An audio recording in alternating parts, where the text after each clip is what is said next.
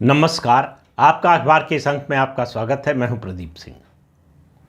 Israel ने जो pager बम का धमाका किया है उससे दुनिया भर के आतंकवादियों में सन्नाटा है। कितनों का दम निकल गया पता नहीं। उस पेजर बम में जितने लोग मारे गए हैं, अभी तक जो खबर है उसके हिसाब से 9 लोग मारे गए हैं और 150-200 लोग करीब घायल हुए हैं। उस संख्या पर मत जाइए। उसका इम्पैक्ट जो है उससे 1000 गुना ज़्यादा है।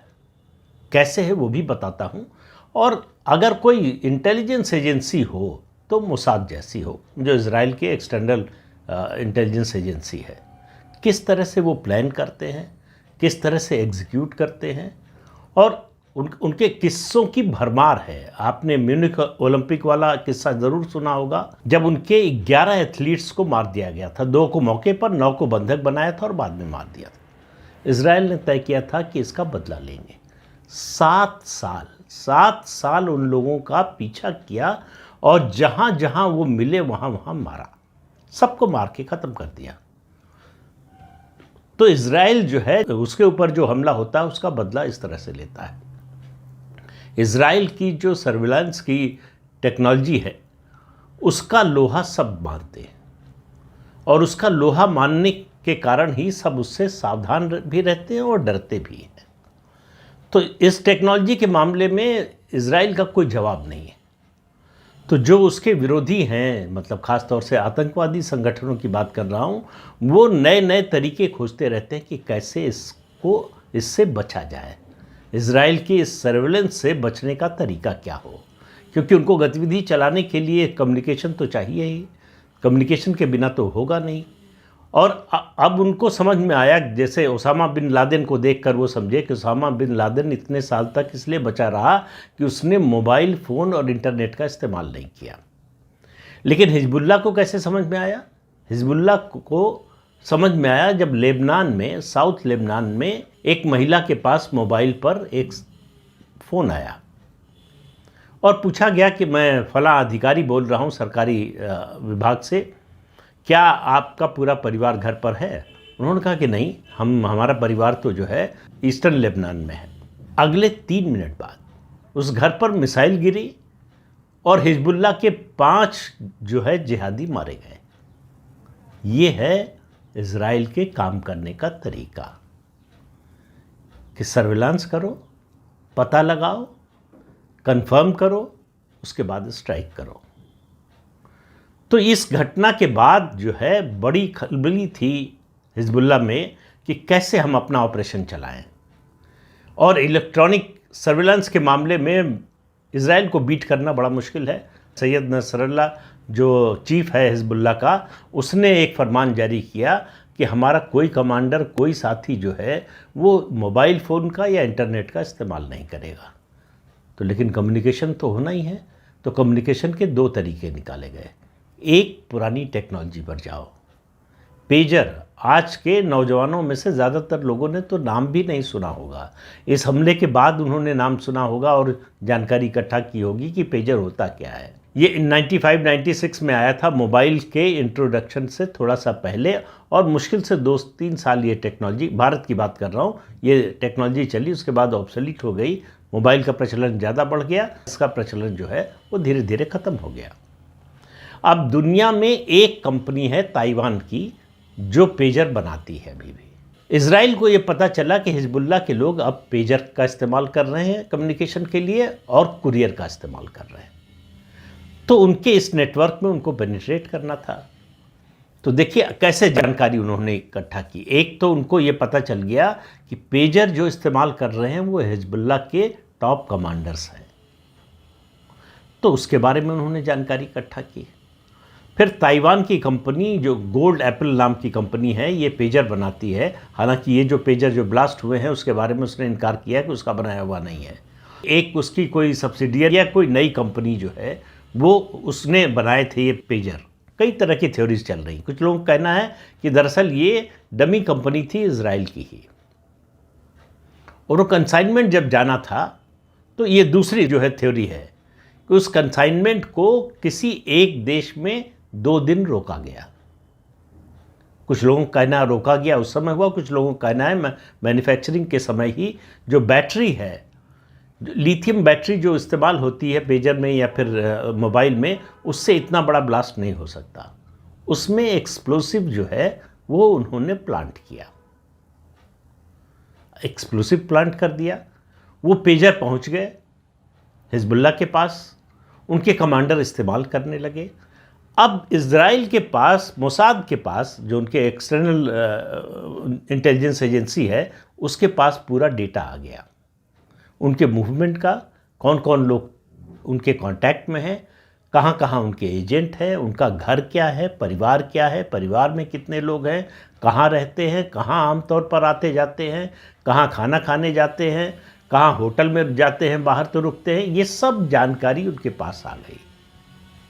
अब उनकी तैयारी पूरी हो गई थी। तो पेजर में एक्सप्लोसिव प्लांट किया गया। अब सवाल यह है कि प्लांट तो कर दिया, लेकिन दो समस्याएं थी। इसको एक्सप्लोड करे जब, तो जो आपका टारगेट है वो वहाँ पर हो, ये इंश्योर करना ज़रूरी था। और इसका बड़ा इम्पैक्ट हो, इसके लिए ज़रूरी था कि बड़े पैमाने पर हो। एक दो पेजर फट जाए तो कोई बड़ी बात नहीं, आजकल मोबाइल भी फट जाते हैं, कोई भी इलेक्ट्रॉनिक डिवाइस जो है वो फट जाए जो है वो कोई आश्चर्य की बात नहीं होती, उसमें कोई टेरर एंगल नहीं खोजता है, या कोई जो है किसी इंटेलिजेंस एजेंसी का, किसी दूसरे देश की एजेंसी का जो है हाथ है, ये नहीं खोजता है। बड़ी स्वाभाविक सी बात है, जितना भी इलेक्ट्रॉनिक्स का इस्तेमाल बढ़ रहा है इस तरह के खतरे बढ़ रहे हैं। खैर, हम बात कर रहे थे मोसाद की और हिजबुल्लाह की। तो मोसाद ने तय किया कि सारे पेजर, लगभग 4,500 पेजर थे, उन पर एक साथ एक मैसेज जाएगा। मैसेज जाएगा तो वाइब्रेशन होगा।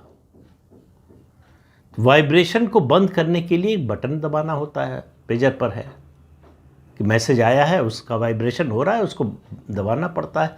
तो उससे ये इंश्योर हो गया कि जो यूज़र है उस पेजर का वो वहाँ पर मौजूद है। अब उनका टारगेट सेट हो गया कि एक मैसेज जाएगा, एक ही समय पर जाएगा सब जगह, और एक साथ, मतलब लगभग कुछ सेकंड के अंतर पर जो है बटन दबाया जाएगा। और यही हुआ, बटन दबाया और उस एक्सप्लोड हो गया।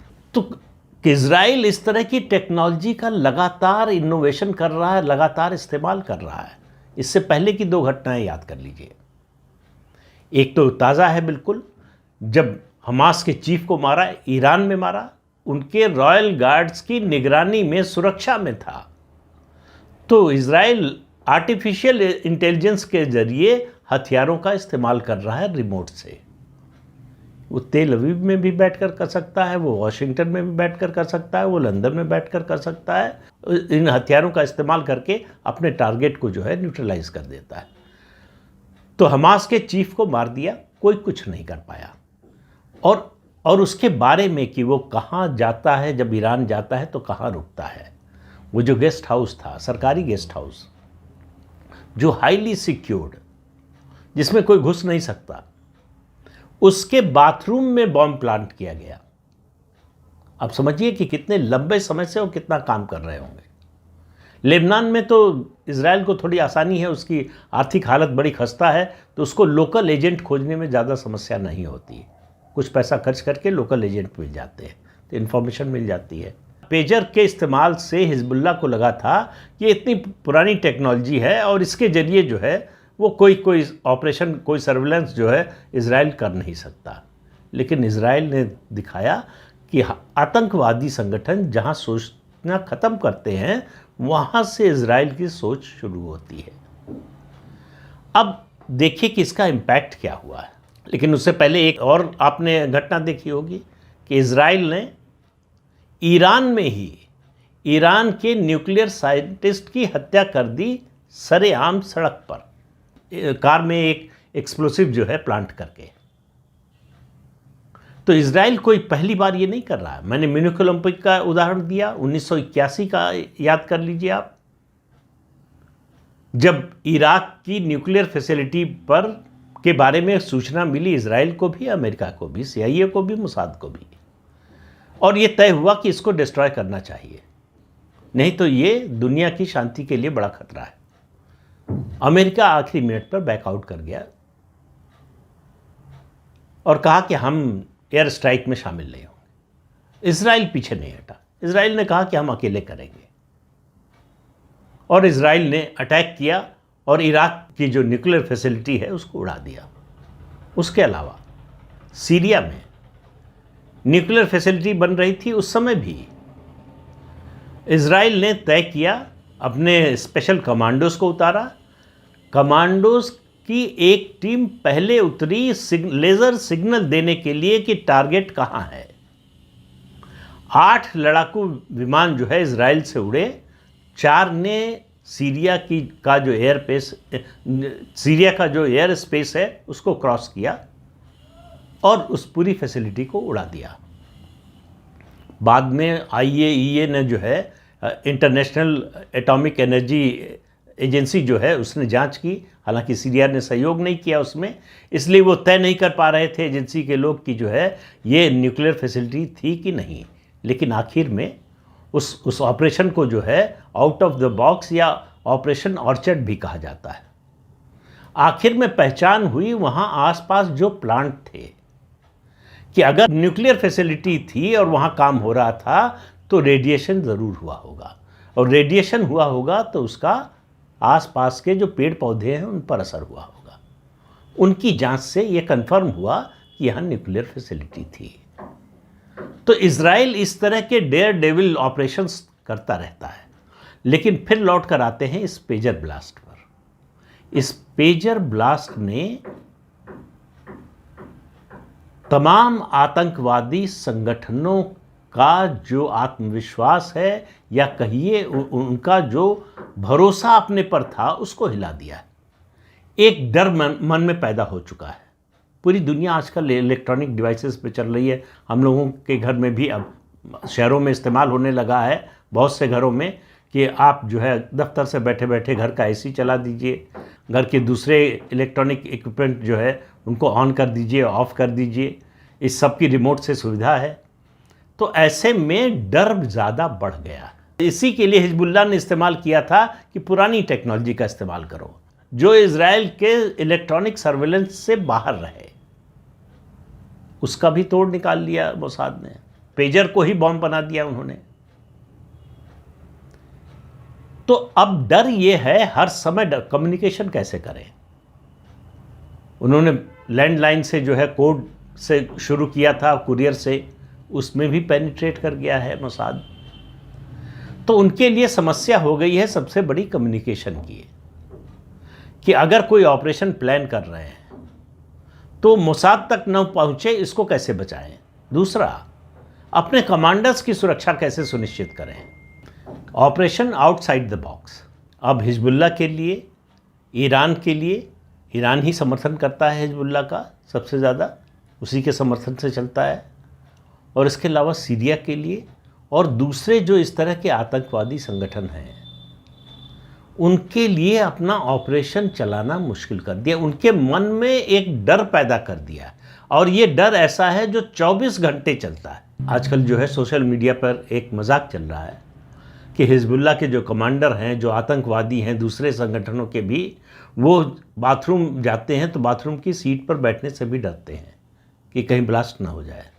ब्लास्ट केवल पेजर तक सीमित नहीं है, ब्लास्ट सोलर पैनल्स में भी हो रहा है, दूसरी इलेक्ट्रॉनिक डिवाइसेस में भी हो रहा है। तो कहाँ इजराइल कब और कहाँ किसके खिलाफ ब्लास्ट कराएगा, इसका कोई किसी को अंदाज़ा नहीं है। तो एक 24 घंटे का निरंतर डर बिठा दिया है इस ऑपरेशन से इजराइल ने। बदल लो टेक्नोलॉजी, पुरानी ले लो, नई ले लो, और पीछे चले जाओ, हमारे पास आपकी हर स्ट्रेटजी का जवाब है। इजराइल कह रहा है कि हम घर घर में घुसकर मारेंगे। ये मामला केवल जो है सीमा पर युद्ध और जो है हथियारों से लड़ाई का नहीं रह गया, मिसाइल का अटैक या इस तरह का नहीं रह गया। इजराइल इस समय 2 चीज़ों का बहुत ज़्यादा इस्तेमाल कर रहा है। इलेक्ट्रॉनिक सर्वेलेंस का जो सिस्टम है उसका बहुत सोफिस्टिकेटेड सिस्टम है, और दूसरा आर्टिफिशियल इंटेलिजेंस का। जिससे वो पता कर लेता है उसका टारगेट क्या है। अभी हमास में एक बड़ा हल्ला मचा दुनिया भर में, एक अस्पताल पर हमला हुआ, उसमें बच्चे बहुत सारे मर गए कि इज़राइल ने बहुत गलत किया, बच्चों पर अटैक किया। इज़राइल ने बच्चों पर को टारगेट बनाकर अटैक नहीं किया। इज़राइल ने इकट्ठा किए हमास के कमांडर्स के डिटेल्स और एआई से पता लगाया कि वो उनकी लोकेशन क्या है इस समय। हमास क्या कर रहा था कि इज़राइल से बचाने के लिए अपने जो आतंकवादी हैं और अपने हथियार अस्पतालों के बेसमेंट में रखना शुरू कर दिया। जिस मिसाइल हमले में बच्चे मारे गए, उस हॉस्पिटल में बेसमेंट में वो आतंकवादी उपस्थित थे। आर्टिफिशियल इंटेलिजेंस ने लोकेशन बताई, मिसाइल चली गई। अच्छा, ये इस बात के लिए तो आलोचना कर सकते हैं, इज़राइल के हमले में बच्चे मर गए, निर्दोष बच्चे, नादान बच्चे। जिन बच्चों का अपहरण किया, उनको बंधक बनाया है हमास ने और मारा है, उनके माँ बाप को मारा, उनको मारा, उनका क्या? दूसरा, आतंकवादी अगर अस्पताल को अपना अड्डा बनाएंगे तो उसके खिलाफ भी तो आवाज़ उठनी चाहिए कि भाई आखिर अस्पताल में आतंकवादियों का अड्डा बनने क्यों दिया गया। तो इस मामले में किसी को सही किसी को गलत ठहराना इतना आसान नहीं है। सवाल यह है कि आप किस तरफ खड़े हैं और क्या चाहते हैं। आप आतंकवाद और आतंकवादियों को कवर फायर देना चाहते हैं या उनके खिलाफ खड़े हैं। इज़राइल तो आज भी कह रहा है, हमास में युद्ध रोकने पर उस पर बड़ा दबाव बन रहा है। वो कह रहा है कि वो हमारे बंधक छोड़ दें, हम युद्ध बंद कर देंगे, नहीं तो हमास को नेस्त नाबूद करने तक ये लड़ाई जारी रहेगी, हमारे हमले जारी रहेंगे। कुछ भी सुनने को तैयार नहीं इज़राइल, और किसी में इतना साहस नहीं हो रहा है वो ये कहे कि आप अपने बंधक भूल जाइए और युद्ध रोक दीजिए। तो इज़राइल इस समय आतंकवादियों का, आतंकवादी संगठनों का वो संरक्षण देने वालों के लिए काल बन चुका है। और मेरा मानना है कि ये शुरुआत है।